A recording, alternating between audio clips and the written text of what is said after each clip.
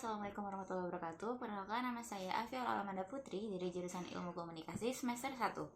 Kali ini saya akan menjawab untuk diskusi 1 mata kuliah Bahasa Indonesia mengenai COVID-19. Kita akan cari tahu dulu asal mula COVID-19. Seperti dikutip dari World Health Organization atau WHO, virus corona berasal dari coronavirus atau COV yang menyebabkan penyakit mulai dari flu biasa hingga flu lebih parah seperti Middle East Respiratory Syndrome atau MERS-CoV, dan Severe Acute Respiratory Syndrome atau SARS-CoV. Sedangkan untuk novel coronavirus atau nCoV adalah jenis baru yang diidentifikasi sebelumnya pada manusia. Virus coronavirus merupakan zoonosis, artinya ditularkan antara hewan dan manusia. Menurut penyelidikan yang telah dilakukan, SARS-CoV ditularkan dari kucing, luwak, atau yang lebih dikenal dengan musang kepada manusia. Dan MERS-CoV berasal dari unta ke manusia. Namun, beberapa virus corona juga dikenal beredar pada hewan-hewan yang sebelumnya belum pernah mengidentifikasi manusia. Untuk di Indonesia sendiri, awalnya virus COVID-19 diumumkan oleh Presiden Joko Widodo pada tanggal 2 Maret 2020 yang menyebabkan 2 orang terjangkit oleh kasus COVID-19. Untuk ciri-ciri coronavirus, sekarang kita akan membahas untuk ciri-ciri COVID-19. Jadi apa aja sih ciri-ciri COVID-19 yang teridentifikasi pada manusia? Ciri-cirinya sebagai berikut adalah demam, batuk, sesak nafas. Sedangkan untuk pasien tingkat akhir yang mengalami gejala coronavirus berupa sulit bernafas atau nafas pendek, nyeri atau sakit pada bagian dada, pusing atau tidak mampu berdiri dan menggerakkan tubuh, bibir atau wajah membiru. Baik, kali ini kita akan membahas tentang ciri-ciri COVID-19. Bagaimana sih orang bisa terjangkit COVID-19? Apa saja ciri-cirinya? Orang yang terjangkit COVID-19 kita bisa identifikasi dari 2-14 hari. Contohnya mulai dari demam, pilek, setelah itu ada sesak nafas, dan gangguan pencernaan juga.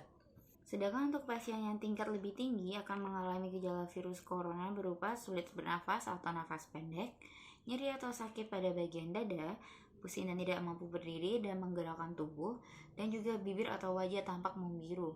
Hal ini terjadi apabila orang tersebut sudah teridentifikasi COVID-19 lebih dari 2 minggu, dan hal ini sudah harus melakukan pemeriksaan dokter lebih lanjut, dan kemudian dokter mungkin akan menyarankan untuk isolasi lebih lanjut. Ya, kita akan membahas tentang gejala coronavirus pada manusia dari hari ke hari. Hari pertama, pasien mengalami gejala virus corona berupa demam. Pasien mungkin juga akan mengalami kelelahan, nyeri otot, dan juga batuk kering. Sebagian kecil dari orang-orang tersebut mungkin juga mengalami diare, mual, hingga 2 hari sebelumnya.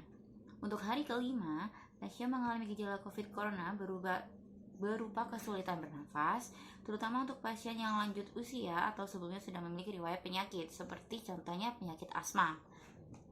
Untuk hari ketujuh, pasien mengalami gejala coronavirus berupa kondisi semakin memburuk, sebelum akhirnya pasien tersebut dilarikan ke rumah sakit. Untuk hari ke-8, pada titik ini pasien dengan kasus parah 15% menurut CDC di China akan mengalami gejala virus corona berupa gangguan pernafasan atau HRDS, penyakit yang terjadi ketika cairan terkumpul di paru-paru. HRDS ini sering kali berakibat fatal hingga bisa menyebabkan kematian. Setelah itu untuk hari ke-10, jika pasien memiliki gejala memburuk, ini adalah waktu untuk perkembangan penyakit ketika kemungkinan besar dirawat di ICU.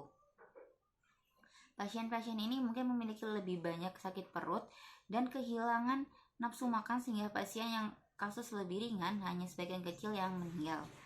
Tingkat kematian saat ini berkisar hingga 20% dan seiring berjalan dengan waktu sampai saat ini, kasus kematian untuk COVID-19 semakin bertambah. Dan di hari ke-17, rata-rata orang sudah sembuh dari gejala COVID coronavirus akan diperbolehkan pulang dari rumah sakit setelah 2 minggu. Itulah beberapa gejala yang terjadi pada manusia umumnya setelah dia mengalami coronavirus. Ada yang bisa diidentifikasi secara langsung, dan ada juga yang kita harus memerlukan penanganan dokter lebih lanjut untuk kita tahu apakah kita teridentifikasi COVID atau tidak, seperti itu. Oke, yang terakhir kita akan membahas untuk cara mencegah penularan COVID-19. Pemerintah sudah seringkali mengingatkan kita untuk selalu menjaga prokes atau protokol kesehatan. Contohnya adalah dengan selalu menggunakan masker, selalu mencuci tangan, dan juga kita harus membawa hand sanitizer saat berpergian. Kita bisa menggunakan hand sanitizer di berbagai tempat, seperti saat sebelum makan, sebelum memegang sesuatu benda yang belum kita pernah pegang sebelumnya, atau memasuki tempat tertentu. Kita juga harus melakukan tes suhu badan, apakah normal atau tidak. Jika memang suhu badan kita terlalu tinggi, kita bisa periksa dahulu apakah kita pernah terindikasi demam atau tidak. Dan juga kita harus senantiasa menjaga kebersihan tubuh, seperti mandi lebih rajin lagi 2 kali sehari, dan juga menjaga pola makan serta pola hidup yang lebih sehat, seperti makan makanan yang bergizi, berbanyak makan sayur, dan juga minum air putih yang cukup. Tidak lupa juga kita juga harus mengingatkan teman sesama kita untuk juga menjaga kebersihan, bukan hanya dari kita juga, tapi juga dari teman-teman kita dan juga dari sekitar kita. Kita harus melihat apakah itu benar-benar bersih atau tidak, seperti itu. Jadi kita harus menjaga kebersihan kita lebih baik lagi.